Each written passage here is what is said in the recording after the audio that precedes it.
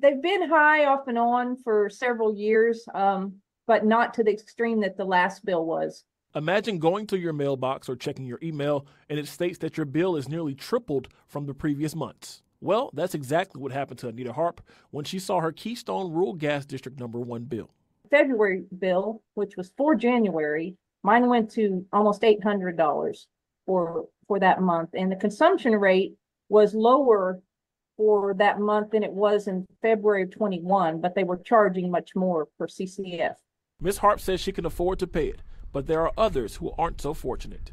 Anita posted the scenario on social media, and many of the responses were the same. If they had a bill like that, it would take them almost the entire year to pay it off. And Ms. Harp isn't alone.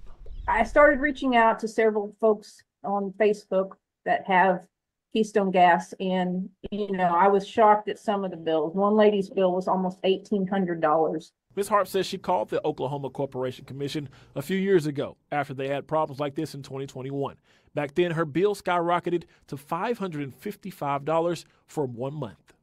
Now, I don't know if this is still true, but at that time, they stated that they did not regulate small rural gas companies. She said they were on their own because they were not regulated. So I reached out to the commission myself. They gave me this statement.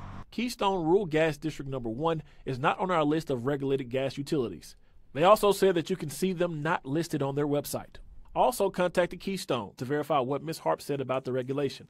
I was told they were governed by the Oklahoma Corporation Commission, and that goes hand in hand with regulation. As you can see, the Oklahoma Corporation Commission does not agree with that statement. The chairman of the board also had an explanation why customers' bills have skyrocketed, saying it's because their usage went over their yearly gas usage budget.